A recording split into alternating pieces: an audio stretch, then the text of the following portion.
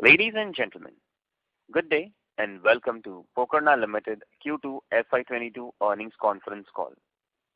As a reminder, all participant lines will be in the listen-only mode, and there will be an opportunity for you to ask questions after the presentation concludes. Should you need assistance during the conference call, please signal an operator by pressing star then zero on your touchtone phone. Please note that this conference is being recorded. I now hand the conference over to Mr. Gavin Desa from CDR India. Thank you, and over to you, Mr. Desa. Thank you, Neera. Good day, everyone, and a warm welcome to Pokarna Limited's Q2 and H1 FY22 earnings conference call. We have with us today Mr. Gautam Chand Jain, Chairman and Managing Director, and Mr. Paras Kumar Jain, Chief Executive Officer, Pokarna Engineered Stone Limited. I trust most of you have gone through the communication and result presentation that have been mailed to you earlier.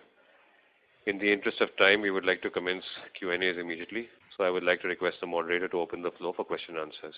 Over to you, Neera. Thank you very much. We'll now begin the question and answer session. Anyone who wishes to ask a question may press star and one on their touchtone telephone. If you wish to remove yourself from the question queue, you may press star and two. Participants are requested to use handsets while asking a question. Ladies and gentlemen, we will wait for a moment while the question queue assembles.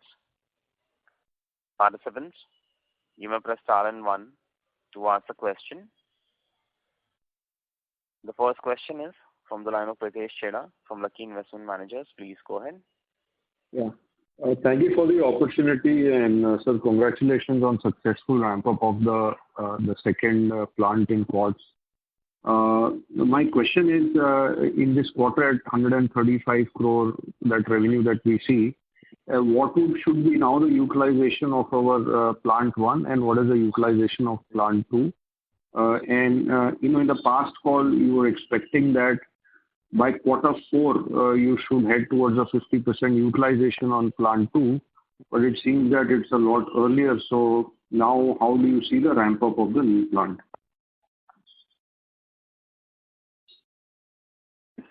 Yeah.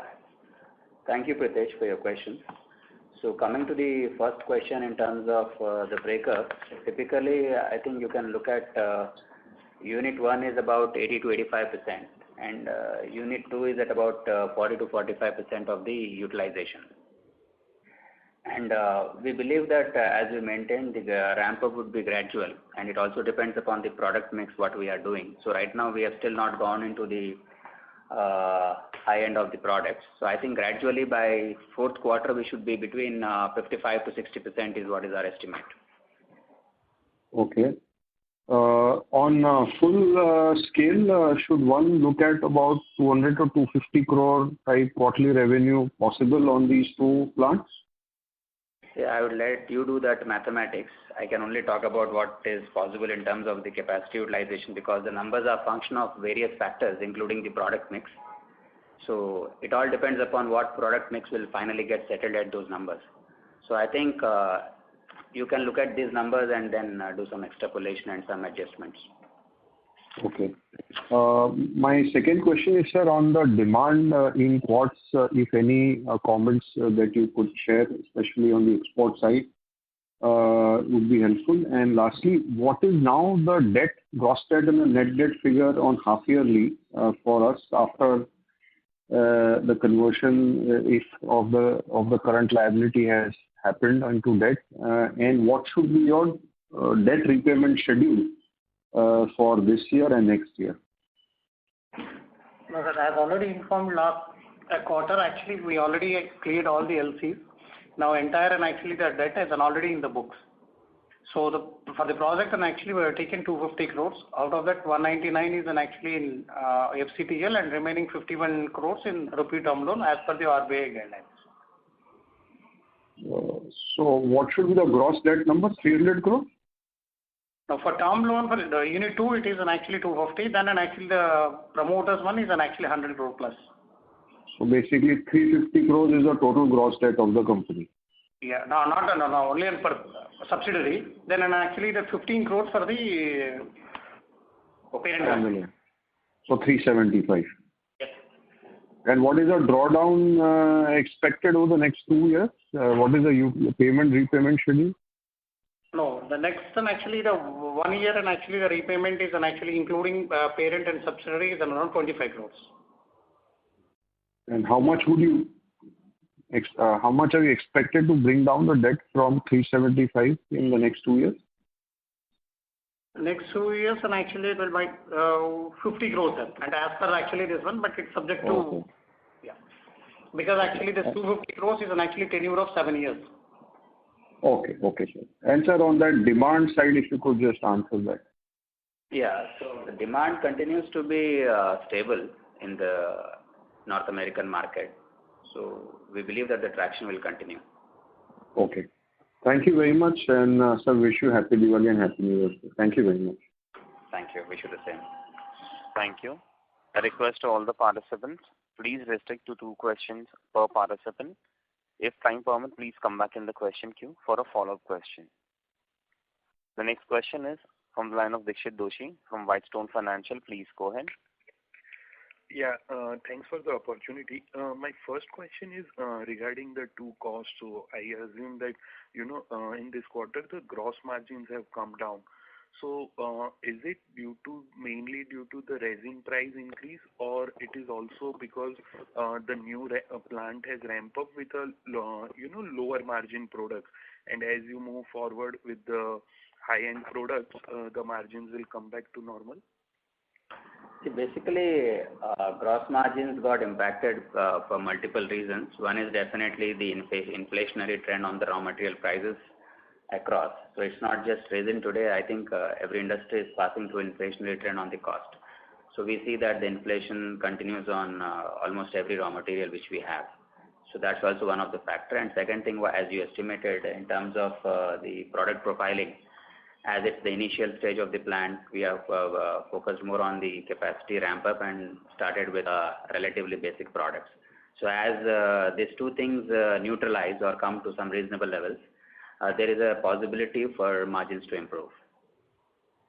Okay. And in terms of freight cost, are we able to pass on most to the customer, or how is it contracted with the customer? See, basically, all our freight costs are pass-through basis on the export side. But on the import side, whatever we import, we typically bear it as a cost. So, but predominantly the freight cost is on the export side, which is largely impacted. So we don't have major impact of that in terms of the cost, but it impacts the ability to sell more because customers are not able to pass on probably the same level of inflationary adjustments to their end consumers in the US market. Okay. And one last question, and then I'll join back in the queue. There is still 63 crore of capital work in progress. Can you explain what is this regarding? That's in the old plant in Vizag, and the machines are under erection. So of course we gave priority to the new plant through Italian technicians to first complete this job. So now they have taken up, and I think before the end of this quarter, all the machines will be operational by then. So this will increase the capacity at old plant as well, or it's just a replacement of some machinery? It is actually an additional replacement because the old machines which have crossed their age, so we need to be ready for replacement of some equipment which requires update. So I think we may still increase some, this is a polishing capacity mostly and packaging. So there will be a little change, but not major. Okay. I'll join back in the queue. Thanks. Thank you. The next question is from the line of Sonal Kohli from Bowhead Investments. Please go ahead. Firstly, sir, my apologies. I missed when you were answering about the ramp up. Did you give any schedule of the ramp up over the next, course of next few quarters or years, What I mentioned was that by Q4 we expect the capacity to be between 50 to 60% from the original 50% which we envisaged. That's what I mentioned.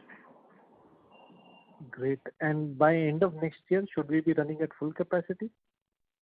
Yeah. So basically, we were expecting a period of about 18 months to come to the peak capacity utilization. So I think by end of next year, financial year, typically, it's a fair assumption that we'll be operating at our optimum capacity.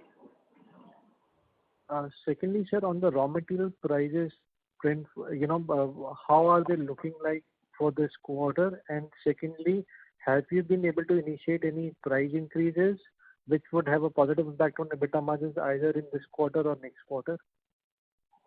The inflationary trend on the cost seems to be moving forward, so I don't expect that the costs will taper down in a near future. The ability to pass on the cost increase is very limited today. So that's what the position is. Thirdly, sir, on the new machine side, you mentioned that, in the old plant, the new machines are going to come up. Will it lead to increase in margins or better product mix or any impact either on your revenues, cost, side or the product mix side? Yeah. So basically, if all the equipment function to their best of their potential, which includes designing a better product, then it will have an overall impact on the revenue and also the cost structure. But it's very difficult to today tell you what will be exactly on the sales and what will be on the cost, because the product line is still not developed and it's not complete. So it will be sort of a crystal gazing today. Sir, has chip availability improved or are you expecting to improve in next 1 to 3 months, Any visibility you have on that side? Can you please come back? I didn't get your question.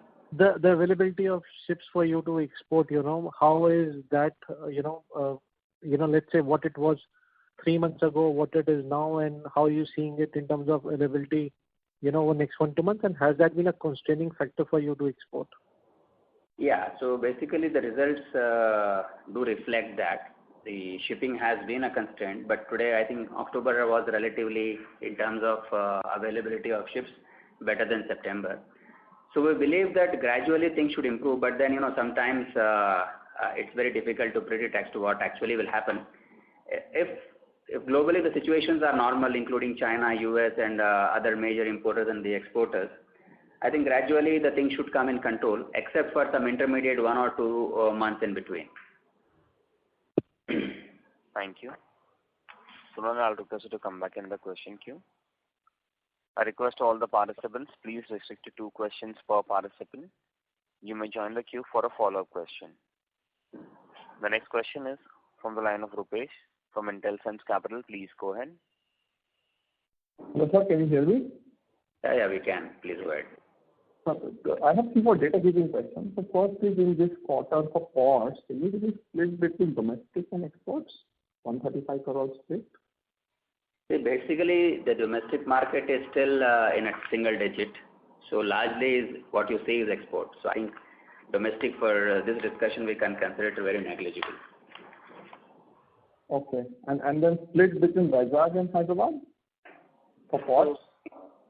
Yeah. So we broadly like 30 to 35% you can attribute to the Hyderabad facility and balance to the Vizag. So roughly 40-45 crore for Hyderabad. Yeah. Okay. And then sir, any what are the CapEx plans for this year and next year? Because you are seeing full capacity utilization by next year with March. So right now the focus is on putting all the investments which have been done, including some capital work in progress in our first unit in Visakhapatnam. So at the moment we don't have any concrete plan for the capex. If there is any, we'll come back and give an update in the normal channel. Okay. And then so the last question is, what is our client concentration in pods for top 3 now, and how do you see it, like, let's say March 22 and then March 23? See, basically that's the sort of a proprietary data, so I can't talk much about it. But what we can tell you is that we work very selectively and with niche players and boutique players. So we are not a mass commodity type of a seller. Thank you. The next question is from the line of Dixit Doshi from Whitestone Financial Advisors. Please go ahead. Yeah, just couple of questions from my side. One is if you can highlight slightly on a granite performance, how do you see it going forward? The performance in granite was also impacted because of the shipping mainly, because the major turnover comes from block exports, and the costings were unrealistic, and therefore a lot of buyers were holding the dispatches, and that's one reason. But more or less it will remain stable. We don't see any big growth happening or jump happening in granite business, but it will remain stable. But typically we used to, do 25 crore of top line. So was this quarter one-off, or you feel that as of now it looks like 13-15 crore would be the run rate? No, we should do somewhere about 20 crores on an average, but it all depends on the shipping, because the bulk of the turnover comes from block exports, and today the shipping costs to China are very high, so the buyers are restraining dispatches. So as the things improve, the same turnover will reflect in the next quarter. Okay. And one last question from my side. Is my understanding right that, the old plant, we were not making these new products like kitchen sinks, and this new plant is doing those new products? If it's yes, then how is the response of such new products? No, the products may come from any plant, but right now it doesn't reflect in the turnover yet. So these are the new inventions, and this will be in the market in a gradual way. But eventually going forward, there is no restriction that we will do only in one plant or both the plants. Okay, that's it from my side. Thank you. The next question is from the line of Sachin Kasera from Swan Investments. Please go ahead. Yeah. Good morning, sir, and congrats for a good set of numbers. My question was, you mentioned that the demand is strong, and you also mentioned in the presentation in the call that the challenges due to COVID and shipping. So is it that we could have done little better in terms of revenues if not for this COVID and shipping related challenges? Yeah, that's basically the reason. See, shipping is more than COVID today. Shipping is a challenge because I think demand today doesn't really get impacted by COVID, at least what we see in some of the pockets. Majority is coming because of the shipping related constraints, and also because of whatever we are doing in Unit 2 in terms of the product mix and profiling. Sure. Anything you'd like to put, like say 5-10% we could have done better if not for the shipping challenges? If you would like to give some sense on that. Yeah, see, basically that's a marginal percentage what you're talking. If shipping situations improve, probably the numbers can better than those. Sure. And my question on the COVID impacting was more from a supply side, in the sense due to some restrictions and all. Is it impacting now, or is it now we are fully vaccinated, and as far as the production goes, we are not facing any change due to COVID in the plant? Basically, fortunately, almost 100% of our workforce on all the factories across the group and corporate headquarters are all vaccinated. So the COVID related we are predominantly seeing in on the import of the raw materials, because most of the chemical manufacturers for some or the other reasons are declaring force majeure or are having challenges. So that's where the COVID is impacting the procurement ability to some extent, and that means that we have to block our working capital a little or plan ahead, and of course the inflationary cost tendency is definitely quite high there. Sure. Second was a little medium-term question, sir. You mentioned that the plant is coming up well and you are seeing strong demand, and I hope this at some point of time next 2-3 quarters the shipping thing should also get sorted out. So over next 3-4 years, the priority would be, if we see strong demand, we may look at further addition of capacity, or because now that there's some debt that has come due to the new plant, the first priority would be to significantly bring down the debt levels over the next 2.5-3 years, and then maybe look at some sort of an expansion. As we've just completed our expansion, I think we should give a reasonable fair amount of time for planning for expansion. And obviously it is subject to the demand that we see in the market and the opportunities that we think that we should encash on. So it is little early to talk about future expansions today. Sure. And last question is on... Sorry to interrupt you, Sachin. I'll request you to come back in the question queue for a follow-up question. A request to all the participants, please restrict to 2 questions per participant. Please join the queue back for a follow-up question. The next question is from the line of Anish Jobalia from Banyan Capital Advisors. Please go ahead. Yeah, hi sir, and the team. Good morning. It's reassuring to see the climbing up of the quartz revenues in this quarter. One is I just wanted to understand the gross debt a bit better because if I were to look at your results, then you have mentioned the borrowings in the long term to be 380 odd crores and the short term to be 118, so that's close to 500 odd crores. And you just mentioned it's close to 375. So what am I missing? And if you could help to reconcile that, would be very helpful. The short-term debt is actually the working capital debt only. Right. So the total debt would be 500 odd crores, right? So that's the right way to think of it. Yeah, including working capital, it's 500, yes. Okay. And secondly, I just want to understand in terms of the margins. Could you give a sense of, how the margins are, what kind of margins we are generating at the old plant versus the new plant, and whether the new plant has already reached a break-even, and what's your outlook on the margins given the inflation in the raw materials? Would be helpful to know that, sir. Mr. Paras has already explained to you the reason for the change in the margins. Obviously,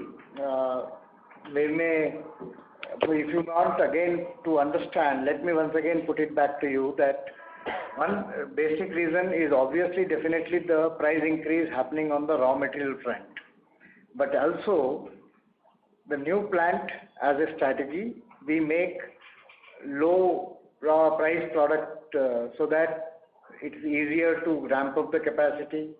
And then the customers who want those products in a bigger capacity and quantity is easier to sell. So margins will always keep varying a few percentage here or there, but it also is the reason being that when we make more of 20 mm, the price realization is less than the 30 mm we make, the volumes, the realization is more.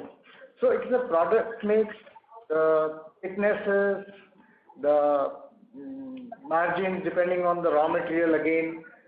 So it will be difficult to stick to one margin throughout. We will always have this challenge. No, sir, but what I'm trying to understand is that given our first plant or the old plant is operating at 80-85, so in the past we used to do 40% margins over there. So are we closer to that, or we are getting impacted because of the raw material prices? And can we get back to that number, in the next few quarters? So because of this raw material inflation and obviously you are doing other things around the product mix, so on a blended basis, we are expecting 35% kind of margins when the utilization ramps up by the end of the next year. So I think you should fairly assume that thought process. I think if you go back to our previous discussions also on the previous calls, we believe that between 30 to 35% is the margin which we are targeting. Anything above that for various reasons is a bonus. So I think you can consider those numbers. Thank you. The next question is from the line of Rishikesh Bhagat from Kotak Mahindra Asset Management. Please go ahead. Good morning, sir. Thank you for this opportunity. So first question is related to the negative cash flow from operation. If I look at it, it is largely driven by the higher inventory. So how should we look at this? Is it related to in anticipation of higher demand, or is it something related to attributed to shipping delays itself? So if you can throw some light on that.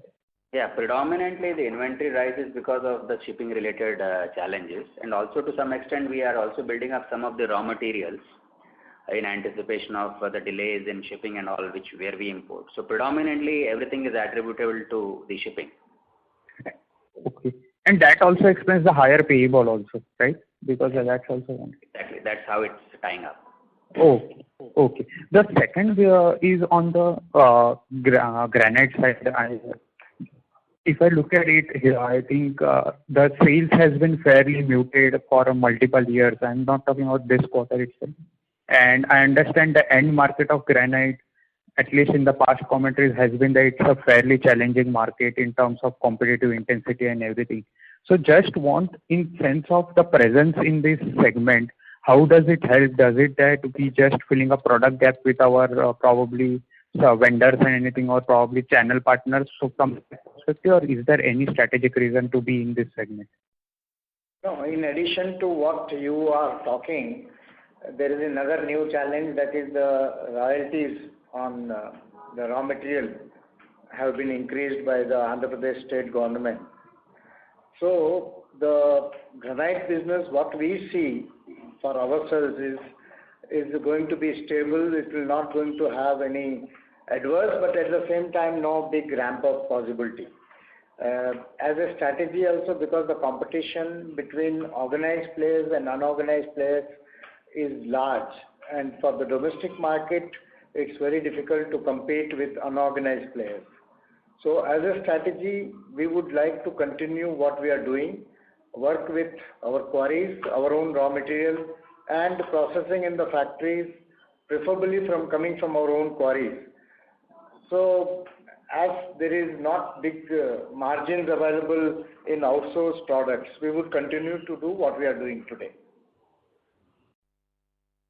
Thank you. A request to all the participants, please restrict to 2 questions per participant. The next question is from the line of Ayush Yogani from Nivesha Investment Advisory. Please go ahead.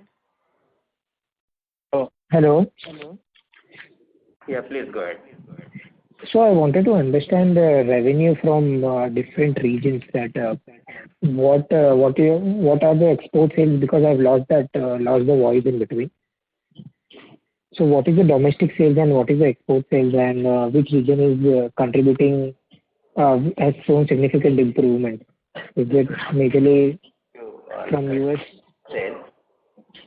Predominantly they come from North America. So today, as I said at the beginning of my call, domestic sales are currently negligible. We are building up our domestic sales gradually. Today, if you go to our website, you can find where all we are available, and you will see that gradually the things will keep improving in terms of how we ramp up the domestic.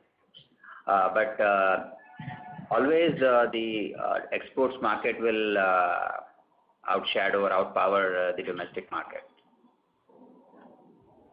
Okay, and the region-wise export data, if you can share that, how much it is contributed from US or Australia? And that's what I told. So when I say over 95% is, over 90% is going to US, that itself shows that all the other countries have a very limited role. Okay. Okay, that is it from my side. The next question is from the line of Karthikeyan from Suyash Advisors. Please go ahead. Yeah, good morning to both of you. Congratulations on a very impressive performance. But just trying to understand the utilization thought you expressed. Do you anticipate any demand-related challenges at all in the US market due to this inflation aspect? And secondly, a slightly longer-term question related to what was asked earlier. Is there reasonable visibility for you over a 5-year time frame, for example, to say double, triple your capacity? Some thoughts on that would be interesting because it would give us a perspective on the sustainability of your growth. As you are aware that we've been focusing on export markets from the long period, and we would continue to do that. And for long-term 5 years, I would say that the market remains buoyant, our relationships are very strong, and we definitely look at increasing our revenues, top line as well as bottom line from the same customers and same markets. But then, again, it all depends on the market, how it will remain after 5 years. Today we see the market for quartz is very stable, growing and growing continuously. Anything else you want? No, that is comforting. That is comforting. I am assuming also that as the product mix improves, profitability automatically will improve commensurately, and therefore all the other things will happen automatically. So congratulations and very best wishes for the future. Thank you. The next question is from the line of Pratik Singhania from Sage One Investments. Please go ahead. Hi, sir. Good morning. Congratulations for very good set of numbers. So my question is with regards to the quartz, basins, and sinks that we do. So given like one of the other listed companies have a good sales and they have some kind of a technology which enables them to deliver good quality product. So do we have such kind of technology in-house, or we have procured from outside for us to manufacture sinks and basin? And how do you see this business scaling up? I assume you are talking about Acrosil quartz thing. So right. Our product is completely different from their product, because when we say it's a quartz thing, the percentage of quartz compared to resin is quite different. Our stone has all the way up to 93% quartz.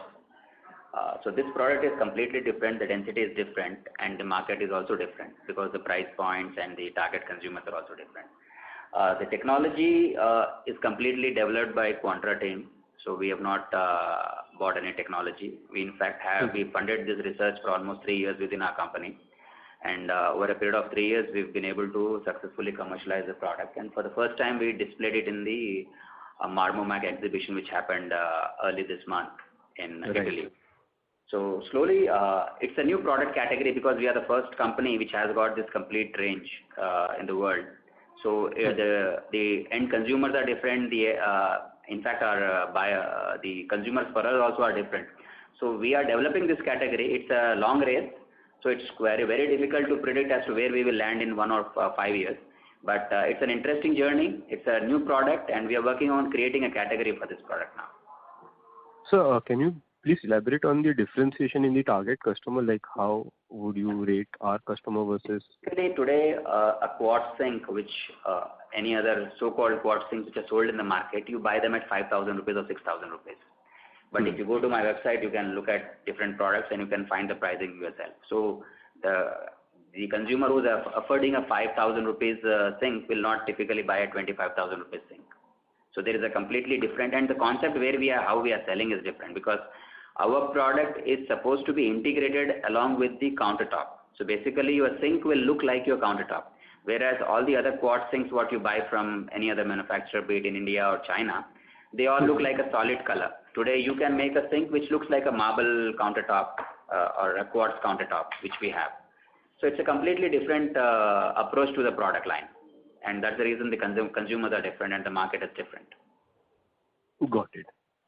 Okay, sir. Thank you so much. Thank you. Thank you. The next question is from the line of Fatima Khan from Kamvata Securities. Please go ahead. Yeah, I have 2 questions. First is, when are you planning to go from B2C? And the second question I'll follow up after this particular question, please. Already we are in B2C segment today in India. If you look at our website, you can find more details about how we are on B2C.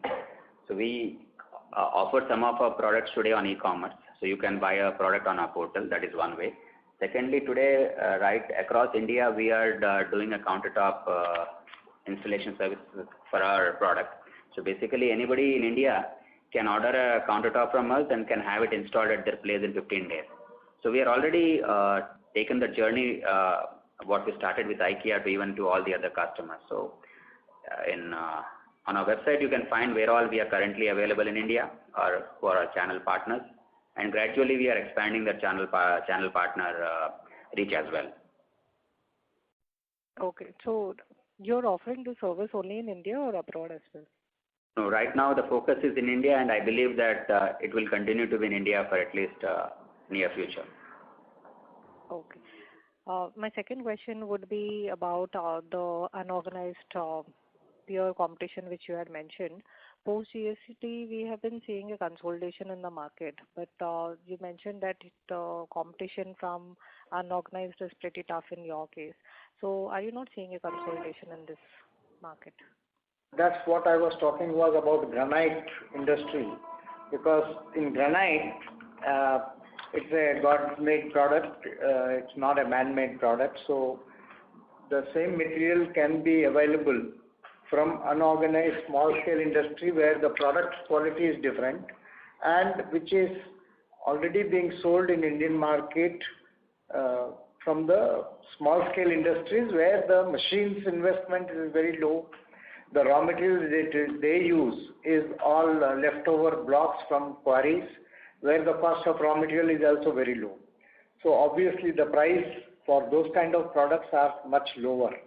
Also they have tax benefit in terms of royalties, and they don't need to pay royalties to the government, because there is a separate category for royalties for those kind of industries. So that's what we call as unorganized sector. As far as we are concerned, we use all the best of the Italian machines. Our product quality is of international standard, and our focus on finished product is also on such products which are meeting the international standards. So obviously we cannot do change in processing capacities that we have, and therefore we don't see that going forward also there is not much of any new colors available in the granite quarrying operations. So basically almost we are working with the same colors over the years and years. The quartz is a different market where we can create new designs, and the customers and the architects prefer to use quartz more and more today for kitchen countertops, even in India. So granite I was talking about was the granite industry, not quartz. Okay. Thank you so much. Thank you. The next question is from the line of Sonal Kohli from Boyer Investment Advisors. Please go ahead. So thank you again for this opportunity. I had two questions. Firstly, sir, do you expect at any stage, your contribution in your, old plant, in your new plant to match with your old plant? And would you expect at some point of time, when 1 year away or 1.5 years away, it to be higher than your old plant in terms of contribution margins? Going forward, obviously, we have new technology in the new plant, and then the efficiencies we hope will be better than the old plant. So overall impact at least will be more or less same or even more than the old plant. That's ramp up will take some time, because the acceptance of the new products, developing new products takes time. And then as already told earlier, we look at 2 to 3 years time frame to achieve better margins and utilization, and you'll see those numbers in top line as well as bottom line. So sir, considering your historical margins have been way higher and the shipping is assuming is not another 2-year phenomena, is there a particular reason why you don't expect, and considering the new plant is more efficient than the old plant, at least as good as the old plant, 2 years down the line, in a normalized world, why wouldn't you expect your old margins to come back, or this 30 to 35% EBITDA margin was more short-termish, and not the long-term EBITDA margin guidance? Basically, if you've been following my commentary on the call for the last 3-4 years, you'll always see that we maintain that range of 30 to 35.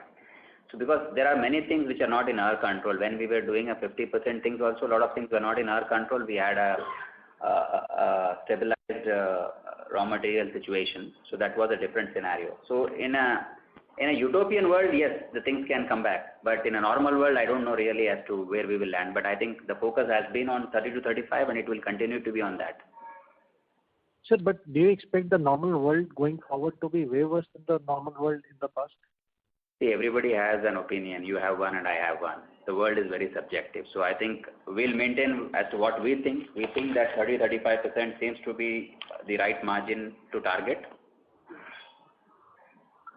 Or shall I read your statement as says that 30-35 is the minimum you are aiming to make, and there's a possibility of you reverting back to the past, See, you can't put your words into my mouth.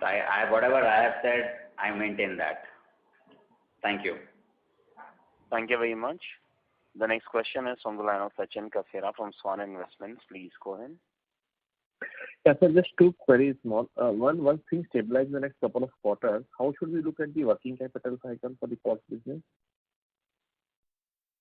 So I think the working capital cycle should also normalize once the situation in terms of shipping improves. Yeah. So it's a little higher now, so we should expect improvement by at least 8 to 10 days, or even more is possible. If the shipping cycle improves, the working capital situation will definitely improve. Okay. And secondly, even in terms of inventory, earlier because we had only one plant, so is it that now with 2 plants being there, in terms of number, while absolute inventory may obviously will be much higher, but in terms of number of days, once again the new plant stabilizes, the inventory in terms of number of days would be lower than what it used to be historically when we were only having one plant? Yeah, see, basically the dynamics of both the units are same. So more or less it should be in the similar lines. Okay. And just one clarification on the debt part, the 500 crores that was mentioned, including working capital, that includes the loan from the promoters, right? Or that is over and above this 500 crores? That includes the promoter contribution. Thank you very much. Ladies and gentlemen, we'll take that as the last question. I will now hand the conference over to the management for closing comments. Thank you, and I wish all of you a very happy and prosperous Diwali. See you on the next conference call. Thank you. Thank you very much. On behalf of Pokarna Limited, that concludes this conference. Thank you for joining us. You may now disconnect your lines. Thank you.